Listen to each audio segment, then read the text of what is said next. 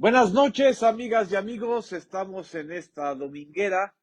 Hoy es un domingo 8 de diciembre, que bueno, empieza con asuntos internacionales muy intensos y creo que vale la pena que los podamos conversar, analizar en esta dominguera de Facebook. Aquí tengo a uno de mis asesores principales. Este es el Mimoso, que todavía no se ha dado cuenta que está en Facebook Live. Saludé, Mimoso, a todas y a todos los admiradores y admiradoras que tiene. Es un gato muy inquieto, pero bueno, vamos a estar aquí con él para que nos ilumine con su sabiduría felina.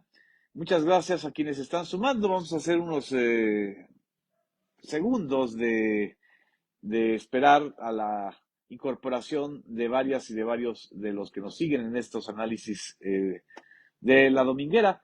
Hoy creo que vale la pena hacer un balance de asuntos internacionales y al final pues hablaremos un poco de lo que está en el debate nacional y sobre todo el debate de América del Norte entre Canadá, México y Estados Unidos.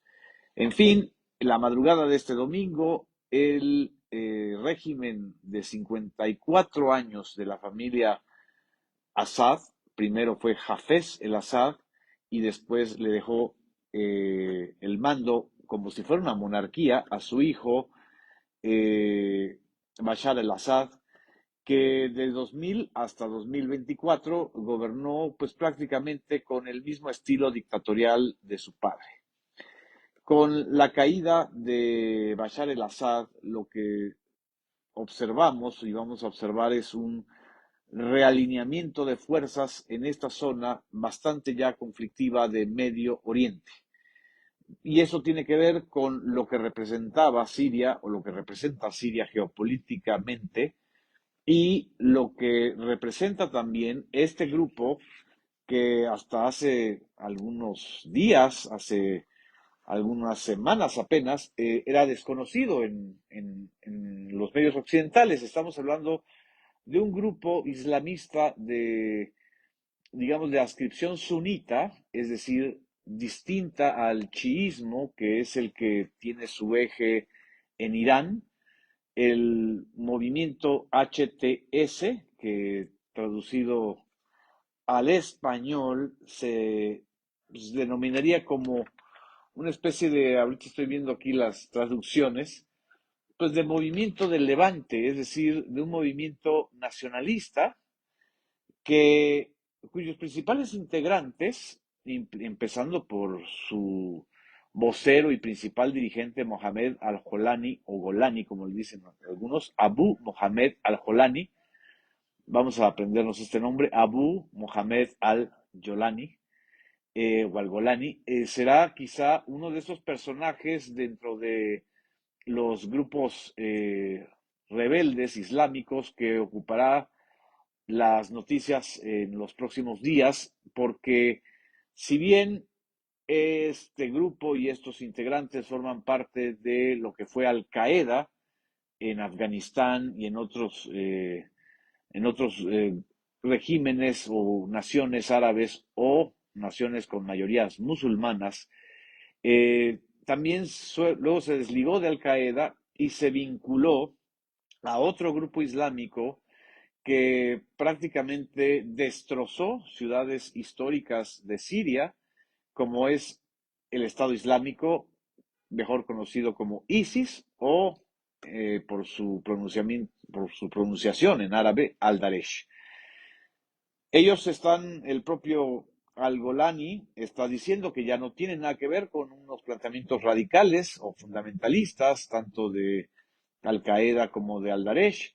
Eso está por verse. Lo que sí es un hecho es que en los últimos 11 días, desde el 27 de noviembre a la fecha, el régimen de Bashar al-Assad cayó como un castillo de naipes. Empezaron digamos que al calor de la situación de incertidumbre y de tensión bélica que hay en el Medio Oriente, empezaron los ataques de los grupos rebeldes a ciudades sirias, empezaron a rodear la capital de Damasco y finalmente la toma de la ciudad de Damasco se realizó la madrugada de este domingo, domingo 8 de diciembre.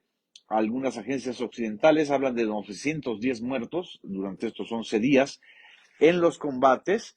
Hay escenas de la gente muy feliz en la Plaza de los Omeyas en Damasco, festejando el fin de este régimen, pero también hay mucha incertidumbre porque si bien Bashar el-Assad era un tirano, un hombre que gobernó muy mal su país y que desde 2011 a la fecha estaba en una situación de guerra civil su país. A pesar de todo eso, Siria jugaba un papel de, pues de balance estratégico, digamos, en esta zona tan conflictiva que ha sido Medio Oriente en toda su historia, pero recientemente a raíz del atentado de grupos terroristas o de la captura de grupos llamados terroristas como Hamas a civiles israelíes, algo que no se había visto en muchos años de esta tensión en la zona. La respuesta de Israel ha sido brutal. No solamente ha superado con mucho el número de muertos de el ataque original, que 1.200, 1.300 personas fallecieron. Ahorita estamos hablando de más de 43.000 personas muertas, la gran mayoría civiles, la enorme mayoría menores de edad, niños, niñas, mujeres, que han muerto en esta estrategia bélica inaudita, fascistoide, del gobierno de Benjamín Netanyahu en la franja de Gaza. Recordemos que Gaza y Cisjordania eran los dos territorios que estaban destinados o están destinados junto con la parte de Jerusalén Oriental a ser parte de la nación palestina. Pero bueno, la nación palestina que debió haber surgido desde 1948, cuando se acordaron los famosos acuerdos de Balfour, pues no se creó. Israel se atrincheró, no solamente se volvió un estado militar y un estado de potencia económica en un mar de naciones con fuertes retrasos industriales, con fuertes tensiones internas, con monarquías y con dictaduras que estaban pues profundamente deslegitimadas en su entorno. Pero eso de que la democracia llegó con Israel a la zona, pues no es cierto. Lo que ha llegado desgraciadamente desde hace ya varias décadas y en especial desde octubre del 2022 es la guerra, una guerra cruenta, brutal e imparable, que además se ha extendido al Líbano, Líbano que es país además colindante con Siria. Siria jugó durante muchos años el papel de la nación árabe aliada a la Unión Soviética y posteriormente a Rusia. ¿Por qué? Bueno, eso tiene que ver con la historia de los Assad, de Bashar el-Assad y de su papá Hafez el-Assad. Ellos llegan a gobernar eh, Siria bajo el paraguas de un partido que es el partido Baas, un partido de orientación socialista, que es, por cierto, el mismo partido que llevó al poder a Saddam Hussein en Irak.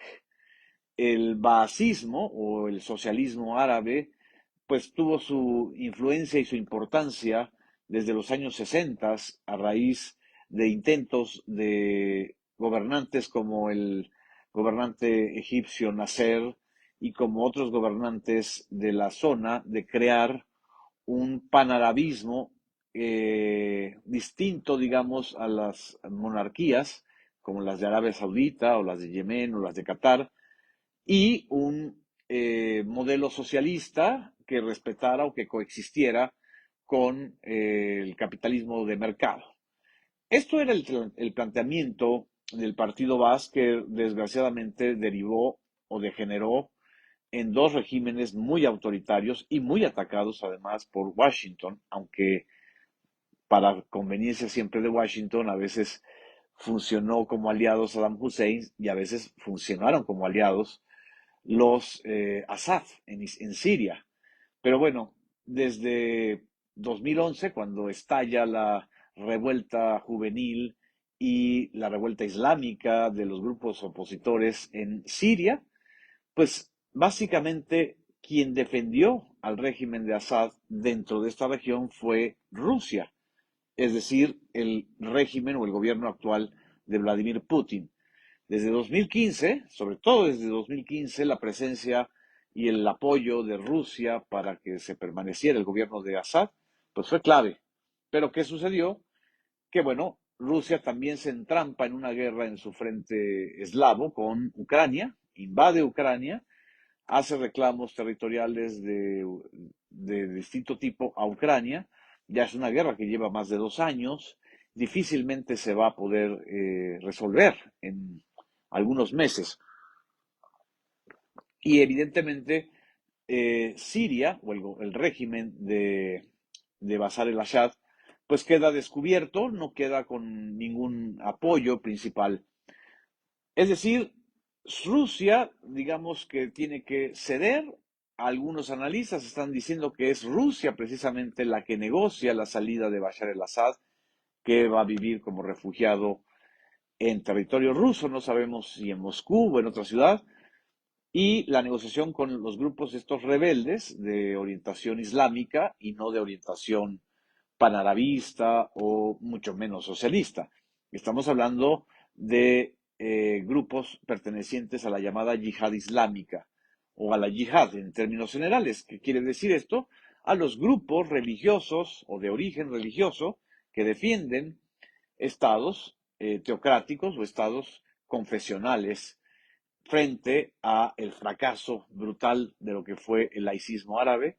Estos gobiernos socialistas o que se decían socialistas como fueron los de Irak y los de Siria, y desgraciadamente pues quienes capitalizaron todo esto fueron estos grupos de corriente islámica, radical, guerrillera, nacionalista, que igual en el doble rasero norteamericano u occidental para algunos rebeldes, como lo fueron los mulás y los talibanes en Afganistán cuando se trataba de enfrentar al oso soviético, pero luego se convirtieron en terroristas peligrosísimos, sobre todo a raíz de aquel episodio que marca el inicio del siglo XXI, que es el ataque de Al Qaeda a las Torres Gemelas en Nueva York, a sitios importantes de Estados Unidos, y desde entonces Estados Unidos pues, está muy pendiente de lo que ocurra con estos grupos yihadistas que en muchos sentidos, esto también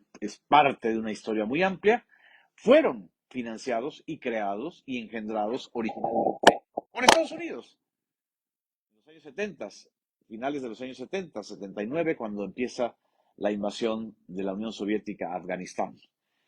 Y ahora, pues como la serpiente que se muerde la cola, estos grupos radicales, pues efectivamente están pidiendo tomar el control y el poder en varios países. Lo tomaron en Afganistán, lo tienen ahora en Irak. No sabemos qué vaya a pasar en Siria con este grupo que, digamos, toma el mando de la revuelta. Las naciones europeas o las naciones más involucradas en la situación están reclamando un gobierno de transición para Siria. Pero para terminar este análisis más o menos regional, para poder entender las consecuencias de lo que acaba de suceder o de lo que sucedió con el fin del régimen de los Assad en Siria, ahora lo que tenemos son a las viejas potencias imperiales que tenían intereses en la región buscar un nuevo protagonismo. Estoy hablando del imperio persa a través de Irán y evidentemente la presencia tan fuerte que tiene Irán en la región a través de su apoyo a milicias yihadistas como Hezbollah. Y por supuesto a Turquía, el viejo imperio otomano. Recep Erdogan, el mandatario de Turquía, un mandatario que también ha coqueteado con este islamismo dictatorial. Acuérdense que también Turquía, no siendo una nación árabe, pero sí una nación del Medio Oriente, tuvo un gobierno laico, un gobierno que incluso muchos asemejaban o comparaban en los años 70, 80 con el PRI de México. Ese gobierno turco, laico, desapareció hace muchos años y desde hace más de una década gobierna en Turquía Recep Erdogan, que también acude a la memoria del viejo imperio turco, ese imperio que dominó la zona de Medio Oriente y que desafió al imperio ruso de los zares y también al imperio persa, mucho más antiguo que todos ellos. Es decir, aquí también juega mucho la historia de los intereses milenarios o centenarios que han jugado en una zona que es la zona de transición entre el occidente y el oriente, la zona petrolera. Siria es productor de gas, de derivados del petróleo, tiene gasoductos importantes, oleoductos, también es una nación importante en la producción agroindustrial textil, por ejemplo, y de otras ramas, aunque su sector primario, su campo, ha quedado devastado por completo a raíz de la guerra civil de 2011. Nada más para terminar en un apunte final. Lo que ocurrió y ha ocurrido en Siria ha sido una verdadera tragedia humanitaria. Lo de Siria nos debe recordar lo grave que es tener un mundo que odie a los refugiados o a los migrantes. No podemos olvidar las escenas terribles de aquel niño muerto en las costas del Mediterráneo, un niño sirio, una imagen que dio la vuelta al mundo y que habló en el momento más delicado de la guerra civil de Siria, de los cientos y miles de personas de origen sirio que cruzaron el Mediterráneo para ir a refugiarse a Alemania, a Francia, a Italia. La presencia siria o el exilio o el éxodo sirio es quizá la tragedia humanitaria más fuerte, más desafiante de los últimos de las últimas 2 décadas o de los últimos 15 años, por decirlo de otra manera, porque están todavía las naciones y las condiciones para que la discriminación, el abuso contra estos refugiados ocurra y continúe. Esto es lo que creo que vale la pena destacar en este análisis de la situación de Siria. Estoy viendo aquí varios de sus saludos, que por cierto aprovecho también para mandar saludos a todas y a todos los que se han estado uniendo a este Facebook Live. Muchas gracias, me saludan a mi asesor el Mimoso, eh, a Ángel Castillo, que siempre está presente, a Mapi Pimentel, a Camilo Cienfuegos, a Noeli Suárez, eh, a Carlos Antonio Jurado Perches, a Irma Morfín, a Marlon Arburúa. Muchas gracias por estar siguiendo este análisis y compartir este video también. Espero que lo puedan compartir y sea útil. A Ricardo Ortega Lagunes, que también está viendo, a Marta Schneider, a Ceci Ávila, a Quique Villavar, Ricardo Sánchez también que está aquí conectado, a María Huerpe Suárez Dávila. En fin, tengo aquí otros saludos, muchísimas gracias. Bueno, también tenemos que hablar de que en Francia no se tocan mal las rancheras. El gobierno de Emmanuel Macron está en una crisis porque las fuerzas de izquierda, el Frente Patriótico, que lidera Jean-Luc Mélenchon, que es el dirigente político de la Francia insumisa, que arma una coalición de izquierda, junto con las fuerzas de derecha, el Partido Nacionalista de Jean-Marie Le Pen, pues juntaron sus votos en la Asamblea o en el Congreso de Francia, 321 votos si no me equivoco, para destituir al primer ministro de la fuerza minoritaria republicana que nombró Emmanuel Macron con tal de no reconocer la fuerza de las coaliciones, ya sea de derecha o de izquierda. Emmanuel Macron, en este estilo de escapista que ha tenido durante los últimos 2 años, y en especial durante el último año, cuando pierde las elecciones europeas frente a la ultraderecha y frente a las elecciones internas, que también las pierde frente a las otras dos grandes coaliciones, avanza sobre todo la fuerza del Frente Popular de Izquierda. Y bueno, Macron está jugando al hacedor de ilusiones. Ya no le queda mucho encanto a Macron, desgraciadamente, por más que en este fin de semana y sobre todo el día de ayer vimos imágenes hermosísimas de la Catedral de Notre Dame, esta catedral gótica de hace más de 860 años de existencia. Notre Dame es uno de los grandes símbolos de París, mucho más legendaria e importante que, por ejemplo, la Torre Eiffel o que el Museo del Louvre. O sea, Notre Dame existe desde que París era una ciudad, pues, del medievo.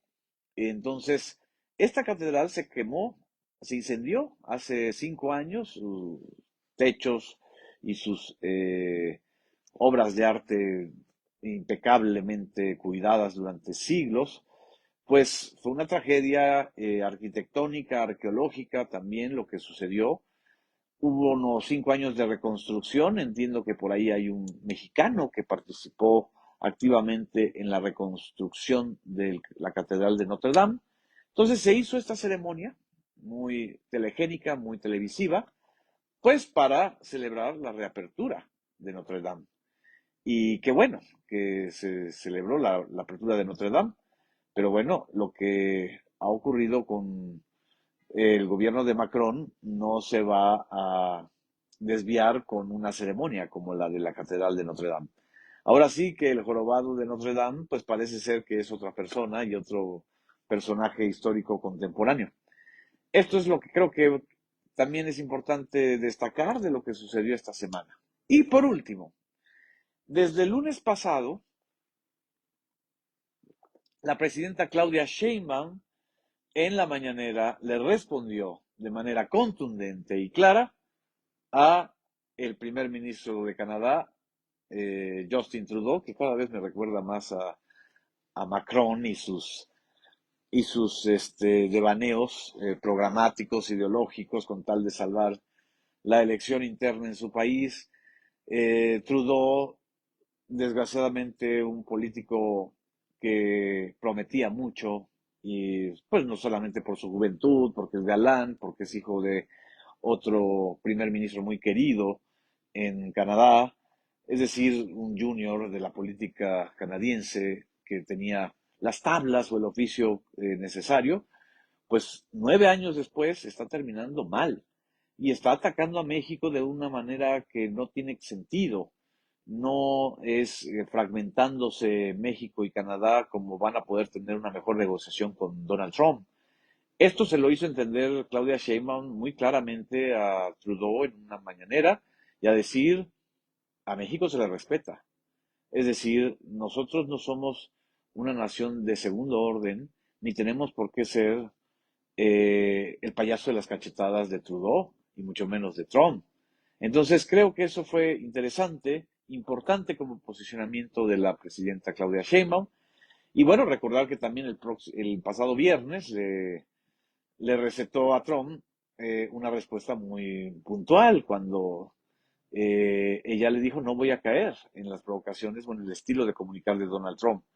México va a seguir siendo una nación soberana, digna, y no va a ser el policía fronterizo de Estados Unidos. En fin, esto creo que es importante destacar y resaltar. Ya nada más aquí estoy viendo los comentarios de Porfirio Díaz. Buenas noches, nos saluda desde Tlalpan. Y dice que sí, la caída del gobierno de Siria no augura nada bueno para sus pueblos. Eso es una tristeza también.